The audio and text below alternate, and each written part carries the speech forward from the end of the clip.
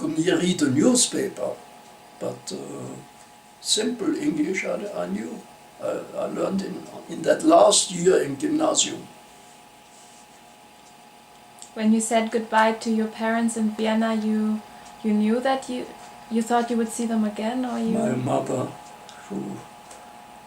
so my father said, why are you lach, be Freude, get out, geht aus diesem terrible country raus, where Hitler jetzt the chancellor is. And my father was, and there was Schuschnigg, was a chancellor of England, and they killed him, the Nazis, when Hitler came in. See. My father they killed Schuschnigg? Das ist ihm nicht eingeschrieben. He didn't think that afterwards they will kill 6 million Jews. But your mother somehow already had a feeling maybe that she won't see you again? She was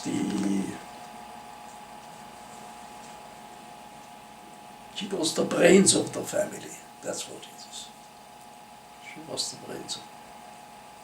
Die Wieler Weiber, die sind sehr, sehr klug.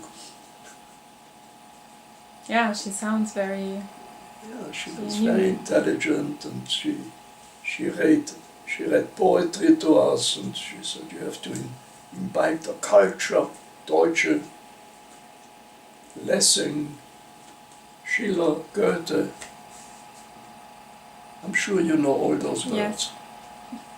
Okay. I also learned all these things, yeah, in school. Now you know all my secrets. And then in London you stayed in the hostel in the hostel, beginning? and where I knew that I could get to. So I slept with my uncle, but the whole day I went to the hostel, and I studied religious studies, the Talmud and the 5 books of Moses and so on. But in Vienna you had also learned already some. Yeah, yes. But in Vienna it was 3 times a week in the evening. Like this is not part of part of the synagogue, but not part of the school. The school they didn't care what I did in the evening or not. But of course to get Jewish knowledge, that I did 3 times in the evening. Mm-hmm. And then in London you went to these studies every day? In London I lived in that hostel where I had to study all day long. Together with the other boys who had come from Vienna also? That's right. Mm-hmm. That's right. And how long did you stay there? Until the war broke out. And then they couldn't supply teachers. And 6 months in the war, after just when the Blitz was against London, so people wanted to get out, and the Austrians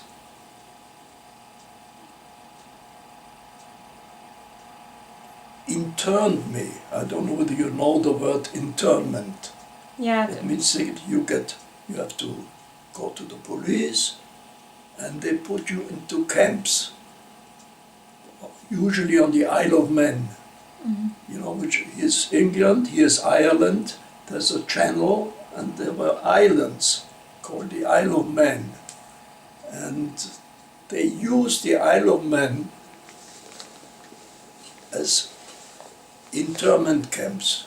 So they knew, if you are not, the English knew, you're not Austrian, you had to have an alien passport.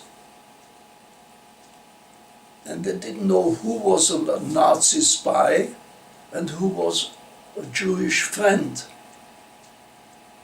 So, because they didn't know, So They said everybody who has has a everybody had to German go. or Austrian passport needed to was imprisoned. Austrian or German passport or Italian as well. They had to report to the police, and you say we send you to the Isle of Man, and from there you'll go to Canada. That was the thing. Oh, Canada, fantastic, far away from Hitler. And then we had to go to Liverpool. There was a big ship. I've never seen such a big ship in my life, because Austria hasn't got the sea. And that was from England. They say, we'll send you to Canada. Very good. So I went to the... One suitcase is allowed, okay. Suitcase, put it there, don't worry, when you go down. So we went down into the hold, step, step, step, step. And there we had to sit in rooms. But the rooms were full of barbed wire. Do you know what a barbed wire is? Oh, you're very, very knowledgeable, young lady. Not many people, if I say, do you know what's barbed wire? They don't know what it is. That's where you can't get out of. So we were down in the bottom of the boat, and they said, we'll take you to Canada, the officer in charge. So we went from Liverpool, right round Ireland, towards the equator. But the equator has nothing to do with Canada. Canada is that way, west, and the equator is south. So we knew there was something not right. And we had very clever people who knew astronomy, and they put out this thing where the shade is, you see, the sun is there and this is here, so we are going southwards, we are not going westwards. And then we knew Canada is a dream. And we went down south, and they sent us to Australia via South Africa. I don't know how good your geography, you can, if you go south over the equator, you can come right down to South Africa, you go to around the Cape of Good Hope, and then we went eastwards. Anything, Canada is there, but Australia was there, and they sent us to Australia. How long did this journey take on the ship? 10 weeks. You were in the ship, in the in bottom? the ship, and How many people were in the ship? 2,000. Wow. And when of course the army supplied the cooks and so on. And those religious Jews who only eat kosher, I'm sure you know what kosher eating is, they didn't eat. So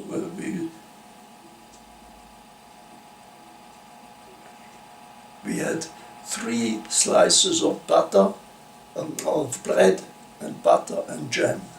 And that was our ration. For breakfast, lunchtime and supper. Same thing, unless we ate the meat. But the meat the religious did not eat. And then I made friends with another not religious person who was also on the boat. And he was like running a canteen to make some money. So I collected all, you don't want to eat this, you want to eat this, give it to me. And he made a business of it, Of making kosher food for kosher food for those who wanted. So I changed my meat ration for kosher food. So because I got friendly with him and he ran the canteen, so he says, I take your meat and I give you cheese and butter and bread. And for 10 weeks I ate bread, butter and cheese. I can survive. That's it, and I survived. But when we got off the boat, I couldn't walk more than 100 meters. I was so weak, because you had no exercise. You were down on the boat, and once a day we were allowed 10 minutes round the deck.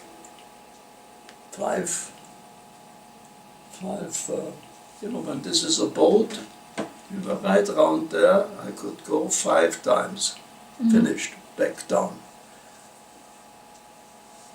Sorry. It's okay. Okay, now I think you know everything. No, not yet. So, and then where did they put you in Australia? Okay.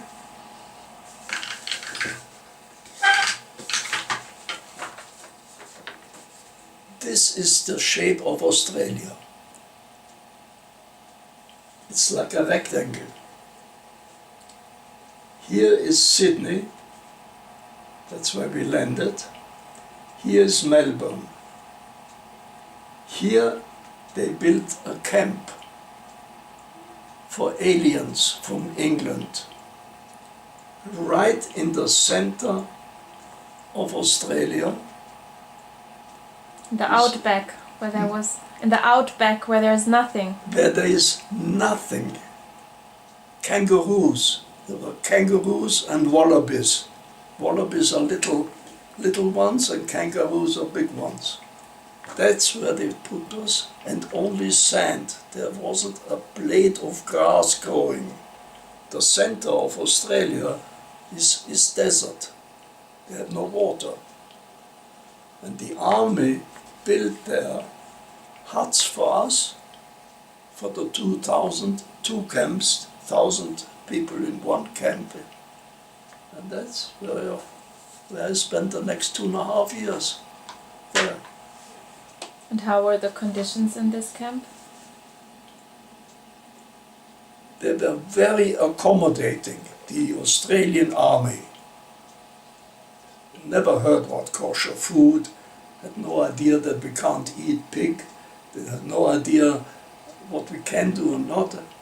So we had a very nice camp commander from the army, a captain, and they said, okay,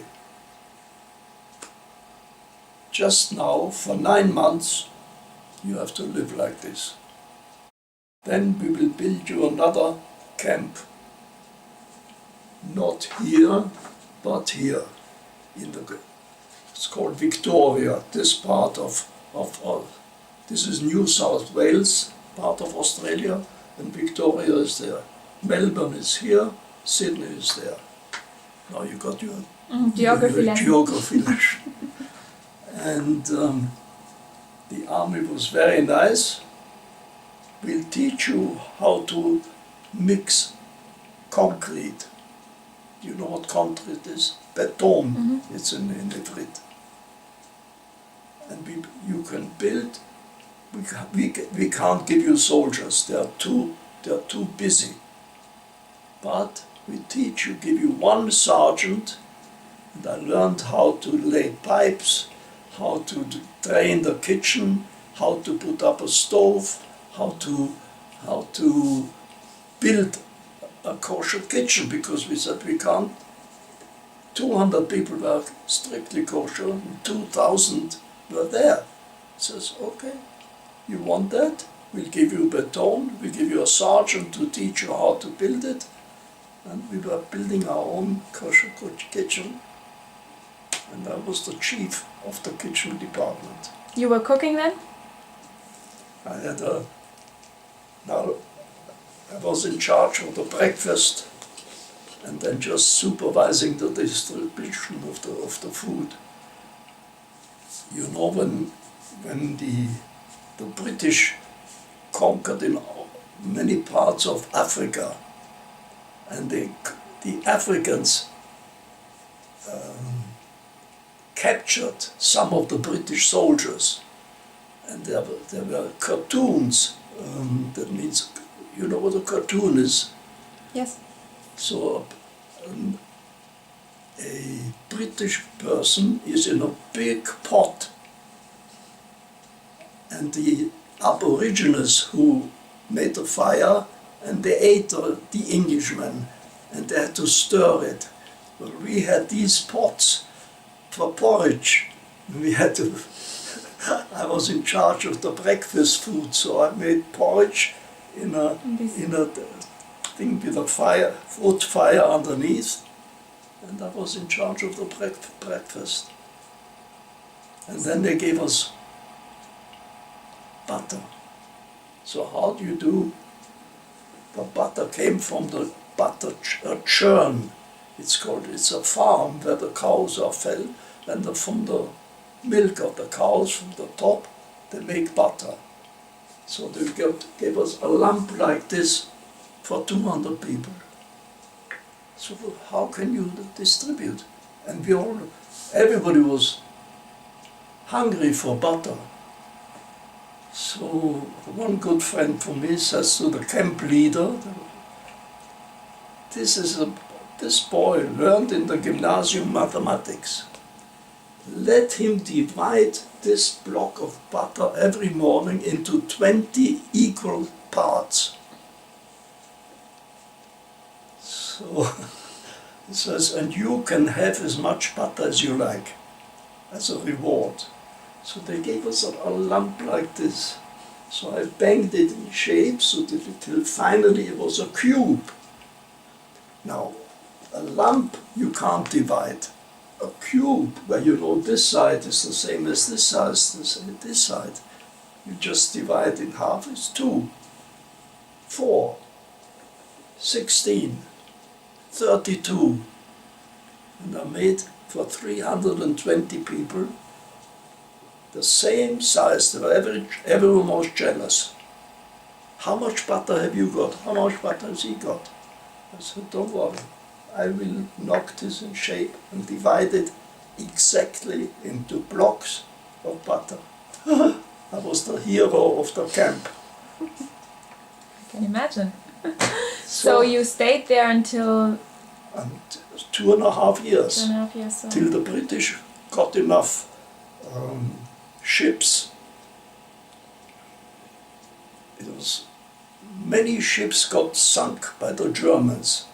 The German U-boats, submarines.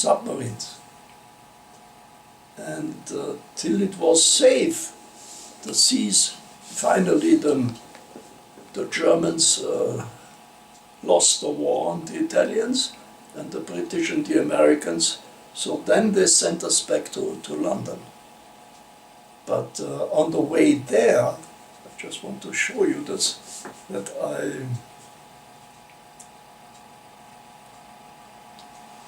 there are 3 things in my, then I stop talking, in case you want to go. I don't want to go yet. There are 3 things that I found, it's a miracle that I'm still alive. First of all, the way that I got out of Vienna. It was a miracle that I was one of 500 boys out of thousands that were sent to Poland and ended up in the ovens. That I was of thousands and thousands, 500 got saved to go to England, and I was one of those. That's a miracle. And then when we went on the boat towards Australia, and I told you each one had a suitcase, but there was no room so the suitcases were lying on top of the ship on board where we had exercise to run around. But when there was a storm, the ship goes like this, like we had no beds. We had to sleep on the floor. So one was rolling on top of his neighbor. Unfortunately, there were no ladies there, it was all men. So I wouldn't mind a young lady that I could roll over. Anyhow, that's just a joke. When we as we proceeded down towards Australia, unknown to us, a German submarine followed us.